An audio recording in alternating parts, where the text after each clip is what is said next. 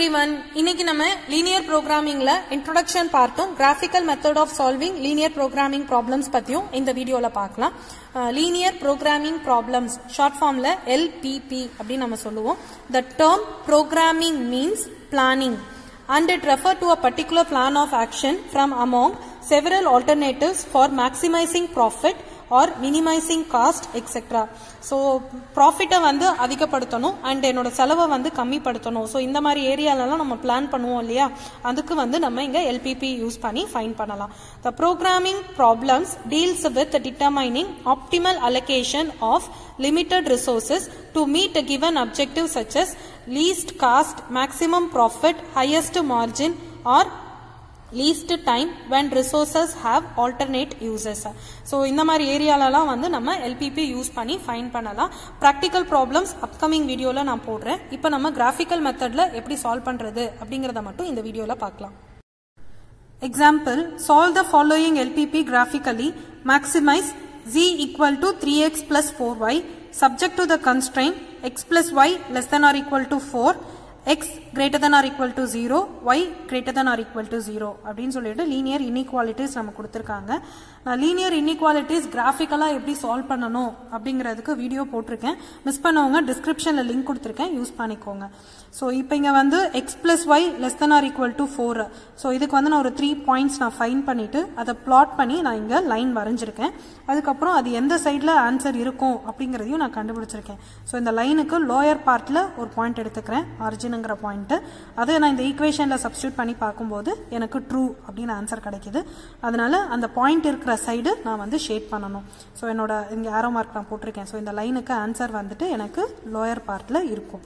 அதுக்கப்புறம் x greater than 0 அப்படின்னு கொடுத்திருக்காங்க இல்லையா. So x greater than or equal to 0 அப்படின்னா அது ஃபர்ஸ்ட் குவாட்ரண்ட்ல வர ரீஜியன் மட்டும்தான் அப்படின்னு ஆன்சர். அதே மாதிரி y greater than or equal to 0 அதுக்கும் வந்து ஆன்சர் என்னன்னா ஃபர்ஸ்ட் குவாட்ரண்ட்ல இருக்கிற பார்ட் மட்டும்தான். சோ இந்த மூணு பார்ட்டுமே எந்த இடத்துல இன்டர்செக்ட் ஆகுதோ அதுதான் என்னோட feasible ரீஜியனா இருக்கும். சோ இந்த மூணு லைனோட இன்டர்செக்ஷன் பார்ட், ஆன்சர் பார்ட் பார்த்தோம்னா நான் இங்க ஷேட் பண்ணியிருக்கேன் இல்லையா, அதுதான் வந்து மூணுத்தோட இன்டர்செக்ஷன் பார்ட். ஸோ இதை வந்து நான் இங்க feasible region அப்படின்னு நான் இங்க நோட் பண்ணி வச்சிருக்கேன். So feasible region பத்தி நம்ம பார்த்தோம். அதாவது common region determined by all constraints including non-negative constraints x, y greater than or equal to 0 of the linear programming problem is called feasible region. அதாவது எல்லா constraint, எல்லா லைனோட intersection பார்ட்டை வந்து நான் ஷேட் பண்ணியிருக்கேன். ஆன்சரோட intersection பார்ட்டை நம்ம ஷேட் பண்ணுவோம் இல்லையா, அதை வந்து நம்ம feasible region சொல்லுவோம். அந்த intersection ஆகாத மீதி பார்ட்டெல்லாம் ஷேட் ஆயிருக்கும் இல்லையா, அதை வந்து infeasible region அப்படின்னு நம்ம சொல்லுவோம்.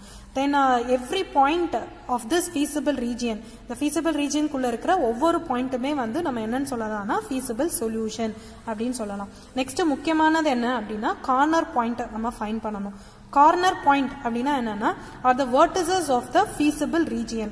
ஸோ என்னோட feasible region நம்ம ஷேட் பண்ணி வச்சிருக்கோம் இல்லையா, அதோட vertices பாயிண்ட்ஸ் என்ன அப்படிங்கறத நம்ம ஃபைண்ட் பண்ணணும். அதுதான் வந்து கார்னர் பாயிண்ட். ஸோ இந்த வெர்டிசஸை வந்து நம்ம ஃபைண்ட் பண்றதுக்கு எய்தர் பை இன்ஸ்பெக்ஷன், அதாவது நம்ம பார்க்கும்போதே சில இடத்துல பாயிண்ட் நமக்கு தெரிஞ்சிடும் கிராஃப்ல.